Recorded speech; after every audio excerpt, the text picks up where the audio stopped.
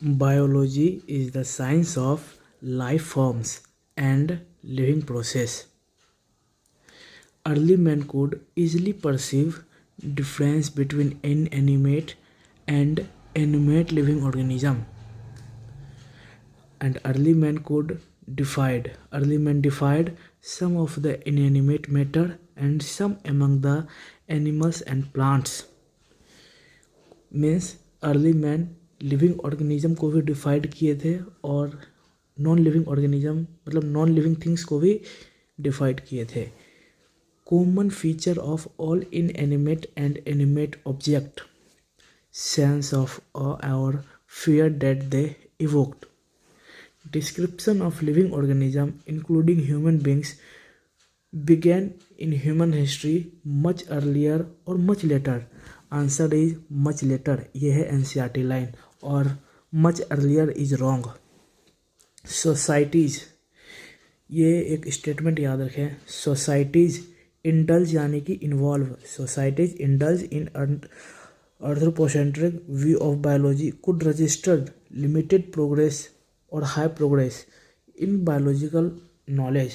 Societies indulged in anthropocentric view of biology could register limited progress. ये याद रखें कि यहाँ पर लिमिटेड प्रोग्रेस होगा. और कौन से सोसाइटीज़ एंथ्रोपोसेंट्रिक सोसाइटीज़ जो है वो लिमिटेड प्रोग्रेस कर पाई और हाई प्रोग्रेस नहीं कर पाई, जो कि सिर्फ एंथ्रोपोसेंट्रिक व्यू ऑफ बायोलॉजी में इन्वॉल्व थे. Systematic and monumental description of life forms brought in out of necessity detailed system of identification, nomenclature and classification. Next page में इसका क्वेश्चन देखेंगे. Biggest spin of such studies is recognition of sharing of similarity among living organism both horizontally and vertically. Sharing of similarities among living organism both horizontally and vertically. Next question. Organism that ever lived on earth. That ever lived on earth. Example, dinosaurs. Present day living organism related to each other and related to them also. यानी कि आजकल के जो animals हैं वो आपस में related हैं और जो पीछे कभी ना कभी अर्थ पे जीवित रहे होंगे जैसे कि डायनासोरस उनसे भी कभी ना कभी मतलब सब आपस में रिलेटेड हैं. उस रिलेशन का जो वो क्या बोलते हैं वो जो रिलेटेड होंगे वो उनका डिग्री अलग अलग होगा. यानी कि आजकल के एप्स और ह्यूमन बींग्स ज़्यादा रिलेटेड हैं और ह्यूमन बींग्स और डायनासोरस कम रिलेटेड हैं, लेकिन रिलेटेड हैं. कुछ परसेंट रिलेटेड हैं लेकिन रिलेटेड हैं. This revelation humbled man and led to cultural movement for conservation of biodiversity. इससे कौन सा क्वेश्चन बन पाएगा ये आगे देखते हैं. Scope for improvement that is in common section. अभी इस पेज में जो थोड़े वो सवाल छोटे वो अब देख लीजिए आप. Living world comprises amazing diversity of living organism. यहाँ पे ध्यान रखिएगा क्वेश्चन में लिविंग नॉन लिविंग दे देगा, नॉन लिविंग लिविंग दे देगा. ये आपको बस ध्यान रखना है, सिली मिस्टेक ना हो. अब क्वेश्चन देख लेते हैं जो पीछे कुछ छुटा हुआ है. What humbled man that led to cultural movement for conservation of biodiversity.